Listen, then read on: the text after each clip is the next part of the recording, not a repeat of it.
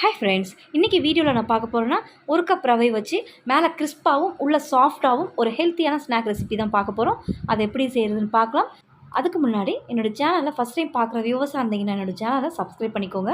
அப்படியே பக்கத்தில் இருக்க பெல் ஐக்கானை ப்ரெஸ் பண்ணிங்கன்னா நான் போடுற வீடியோஸ் உடனே வந்து சேரும்.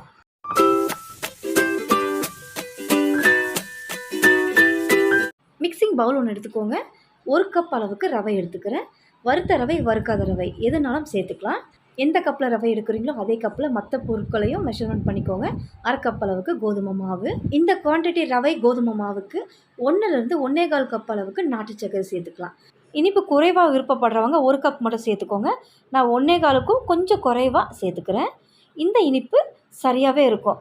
தூக்கலாகவும் இல்லாமல் ரொம்ப குறைவாக இல்லாமல் சரி இனிப்பாக இருக்கும். இப்போ இது எல்லாத்தையும் சேர்த்து நல்லா மிக்ஸ் பண்ணிக்கோங்க. நாட்டு சர்க்கரைக்கு பதில் வெல்லம் கூட ஆட் பண்ணிக்கலாம். இப்போ இதை நல்லா கலந்துட்டோம். எந்த கப்பில் ரவை எடுத்தோமோ அதே கப்பில் 3/4 கப் அளவுக்கு தண்ணி சேர்த்துக்கோங்க. தண்ணி சேர்த்து கலந்து விடும்போது ஃபோக் அப்படி இல்லைன்னா விஸ்கு வச்சு கலந்து விடுங்க. மாவுகள் எல்லாமே நல்லா கட்டிகள் இல்லாமல் நல்லா மிக்ஸ் ஆகும். நீங்கள் குழிக்கரண்டி வச்சு கலந்தீங்கன்னா சரியாக கலக்க வராது. இப்போ நான் நல்லா கலந்து விட்டுக்கிட்டேன். ரவை கோதுமை மாவை இந்த பக்குவத்தில் கரைச்சி எடுத்துக்கோங்க. ரொம்ப தண்ணியாகிடக்கூடாது.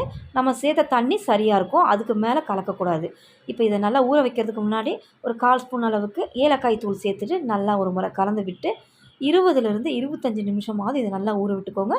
இந்த அளவுக்கு ஊற விட்டால் தான் மேலே கிறிஸ்பாகவும் உள்ள சாஃப்டாகவும் கிடைக்கும். மொத்தம் 25 நிமிஷம் நான் ஊற விட்டு எடுத்திருக்கேன். நல்லா ஊறி வந்திருக்கு ரவை கோதுமை மாவு நாட்டு சர்க்கரையும் சேர்ந்து. எண்ணெயில் பொரிச்சு எடுக்கிறதுக்கு முன்னாடி ஒரு 1/4 ஸ்பூன் அளவுக்கு சோடா உப்பு சேர்த்துக்கோங்க. கம்பல்சரி சேர்த்துக்கணும் தான், இல்லைன்னா உங்களுக்கு அந்த சாஃப்ட்டும் கிறிஸ்பினஸ் கிடைக்காது. ஒரு 1/4 ஸ்பூன் அளவுக்கு சோடா உப்பு சேர்த்து கொஞ்சோண்டு தண்ணி சேர்த்துக்கிறேன். சேர்த்து நல்லா இதை கரைச்சிட்டு இது கூட சேர்த்து நல்லா கலந்து விட்டுக்கோங்க. ரொம்ப தண்ணி சேர்த்துக்காதீங்க. ஒரு 4 ஸ்பூன் மட்டும்தான் சேர்த்துக்கிறேன். ரொம்ப தண்ணியாக இருந்தால் எண்ணெய் குடிக்கும். இப்போ மாவு நல்லா மிக்ஸ் பண்ணியாச்சு. மாவு ரெடியாக இருக்குது.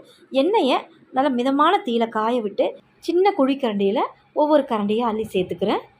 மாவுகளை மெஷர்மெண்ட் சரியாக சேர்த்துட்டிங்கன்னா எண்ணெய் குடிக்காது, பர்ஃபெக்டாக வரும். இப்போ ஒவ்வொரு கரண்டியாக அள்ளி சேர்த்துட்டு ஒரு 2 நிமிஷம் அப்படியே விட்டுருங்க. உடனே திருப்ப வேண்டாம்.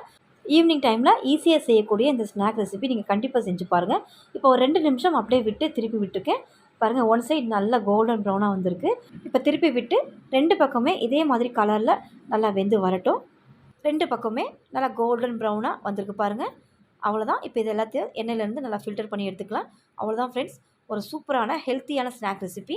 கண்டிப்பாக ட்ரை பண்ணி பாருங்கள். இந்த வீடியோ பிடிச்சிருந்தால் என்னோடய சேனலை மறக்காமல் சப்ஸ்கிரைப் பண்ணுங்கள். ரொம்ப பிடிச்சிருந்தால் லைக் ஷேர் பண்ணுங்கள். தேங்க்ஸ் ஃபார் வாட்சிங்.